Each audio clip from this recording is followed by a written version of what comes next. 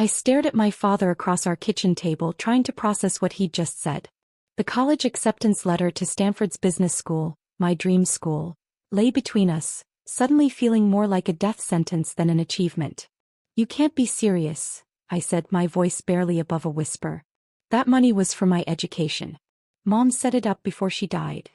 My father shifted uncomfortably while my stepmother, Patricia, placed her manicured hand over his. "Emma, darling, your sister Jessica's wedding is a family priority. She's marrying into the Reynolds family. Do you know what that could mean for our social standing?" Jessica, my stepsister, didn't even try to hide her smirk from across the table. At 25, she'd never worked a day in her life, spending her time planning elaborate parties and dating wealthy men. Now she'd managed to snag the heir to Reynolds Enterprises, one of the largest tech companies in Seattle. "But it's my college fund," I repeated, still stunned. "Mom specifically set it aside. Your mother isn't here anymore," Patricia cut in sharply. "And as the legal trustees, we've decided the money would be better spent on Jessica's wedding. The Reynolds family expects certain standards."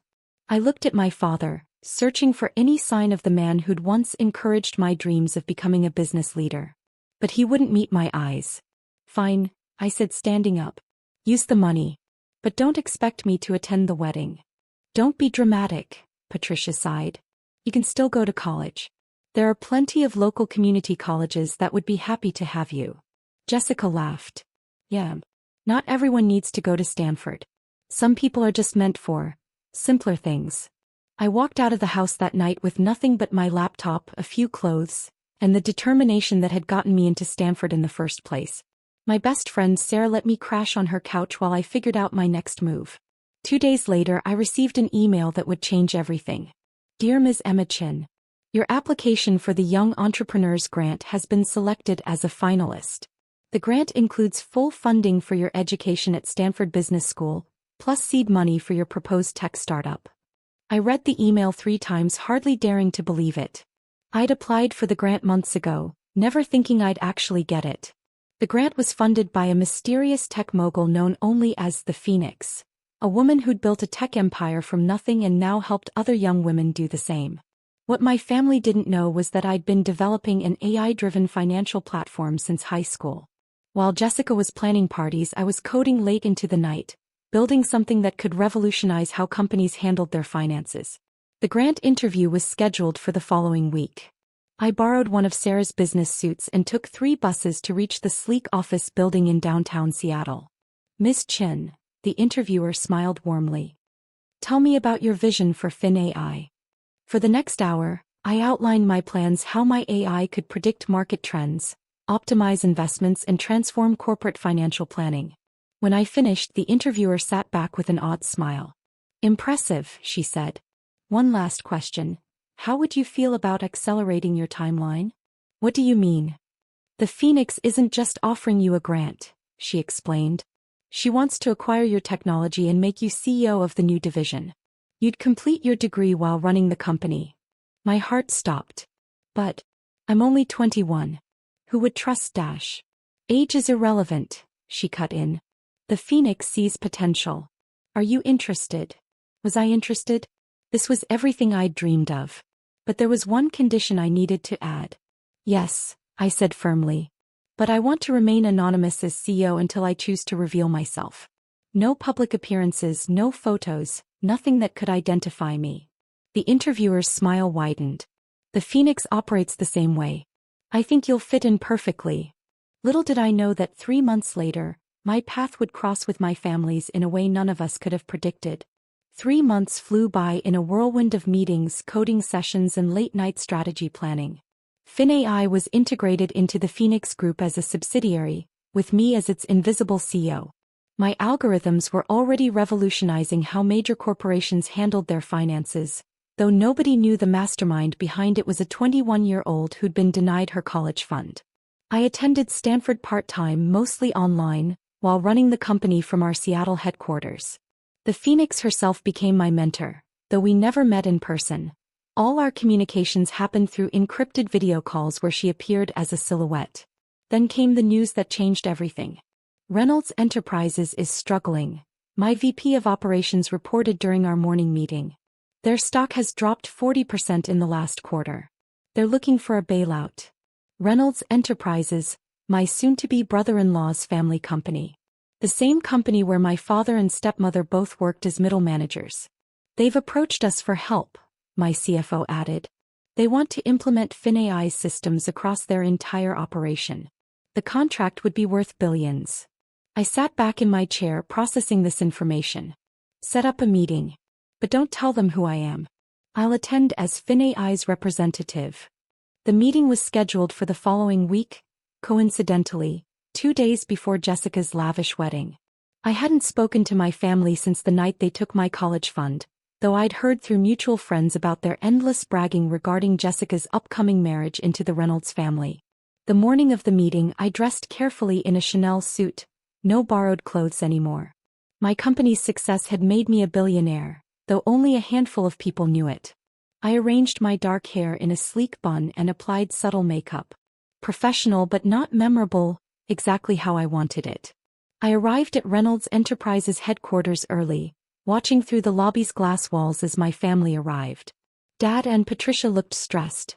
No surprise given the company's financial troubles. They hurried past without noticing me, heading for the conference room. 10 minutes later, I walked into the same room. The table was full of Reynolds executives, including Jessica's fiancé, Timothy Reynolds III, looking considerably less polished than in his social media photos. My father and Patricia sat near the back along with other middle managers. Thank you all for coming, Timothy's father began. As you know, we're facing some challenges. But we're fortunate to have representatives from FinAI here to discuss a potential partnership. I stood, opening my laptop. Let's begin with your current financial situation. For the next hour, I walked them through their company's problems my AI had identified months ago. Poor investment strategies, outdated systems, inefficient resource allocation. I could see Timothy's father growing increasingly uncomfortable as I detailed exactly how close they were to bankruptcy. How do you know all this? He demanded. FinAI's algorithms are very thorough, I replied calmly. We've been watching Reynolds Enterprises for some time. And you can fix it? Timothy asked, his voice desperate. But we have conditions. I pulled up the contract on the screen. FinAI would need complete control over your financial operations. All major decisions would require our approval. That's outrageous. Timothy's father exploded. You expect us to hand over control to some anonymous company? Not anonymous, I corrected. Just selective about our public image. From the back of the room, I heard Patricia whisper to my father, "She reminds me of Emma. So cold and calculating." If she only knew. Just then the door opened and a familiar silhouette appeared, the Phoenix herself. Everyone in the room straightened up. Even Timothy's father looked awed. "Hello, everyone," she said, her voice modulated through her signature voice changer. "I see you've met my protégé." She walked to the front of the room, her face hidden behind her trademark digital mask. What happened next would shake my family to their core. "Perhaps," the Phoenix said, her digitally altered voice filling the room, "it's time we show Reynolds Enterprises exactly who they're dealing with." My heart raced. This wasn't part of the plan. The Phoenix turned to me, and though I couldn't see her face behind the digital mask, I could sense her smile. "Emma," she said softly, "they need to know." The room fell silent. I could feel my father and Patricia stiffening in their seats as recognition hit them. Slowly I stood up. "My name is Emma Chin," I announced, "and I am the CEO of FinAI, a subsidiary of the Phoenix Group. Our company is currently valued at $12 billion, and we control 40% of the global financial AI market." The color drained from Timothy's face. Jessica, who had just walked in to bring her fiancé lunch, dropped her designer bag.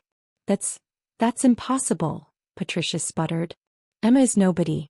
She couldn't even afford college." The Phoenix laughed, the sound eerily mechanical through her modulator. "Couldn't afford college? Emma was a genius who developed groundbreaking AI technology while still in high school. When you stole her college fund, you actually did her a favor. It brought her to my attention." My father stood up, his face ashen. "We didn't know." "Sit down, Dad," I said quietly. This is a business meeting, not a family reunion. I turned back to the screen, pulling up more data. Reynolds Enterprises has 3 options. 1. Reject our offer and face bankruptcy within 6 months.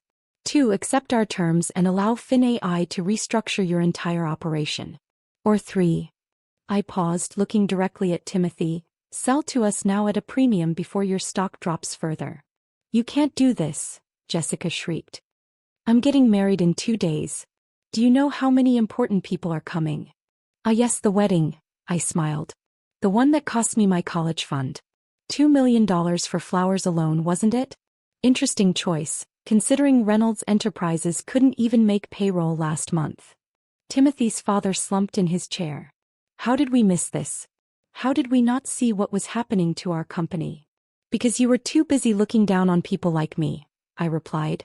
Too focused on appearances and social climbing to notice that the future of finance was changing. The Phoenix stepped forward. I'm removing my mask now. It's time for both of us to step into the light. As her digital mask dissolved, gasps filled the room. Standing before us was Sarah Williams, my best friend who had given me a couch to sleep on when my family threw me out. You? I whispered. Surprised, she smiled. I was looking for a successor, someone who could take the Phoenix Group into the next generation. When your family pushed you away, I knew I'd found her. Patricia was practically hyperventilating. But Sarah was just a nobody. She worked at a coffee shop. Actually, Sarah corrected, I owned the coffee shop chain. And the tech company that bought it. And now, along with Emma, I own the future of financial technology. I turned back to the Reynolds family. You have 24 hours to decide. Choose wisely. As people filed out of the conference room, my father approached me. Emma, please. We can explain. No need, I said, gathering my things. But since you're so interested in family priorities, let me share mine. By this time next week, I'll own Reynolds Enterprises. I'll restructure it, save thousands of jobs, and turn it into something meaningful. That's what successful people do, Dad. We build things, we don't just marry into them. Jessica stood in the doorway, tears streaming down her face. What about my wedding? Don't worry, I smiled. I'm sure you can find a nice community center that would be happy to host you. After all, isn't that what you told me I should settle for? That night, as I sat in my penthouse office overlooking Seattle, Sarah joined me with 2 glasses of champagne. To stepping into the light, she toasted. To finding real family, I replied. 3 days later, Reynolds Enterprises accepted our offer. Jessica's grand wedding was cancelled. Apparently, marrying into bankruptcy wasn't part of her plan. My father and Patricia both submitted their resignations, too embarrassed to work for their daughter. But the best part? I finally received an email from my father that read, I'm sorry. You're not just your mother's daughter, you're better than all of us combined. I never replied. Instead, I established a scholarship fund in my mother's name at Stanford, specifically for young women in tech. The first requirement? Submit an essay about overcoming family obstacles to chase your dreams. Because sometimes the best revenge isn't just success. It's using that success to ensure no other girl has to choose between family loyalty and personal ambition.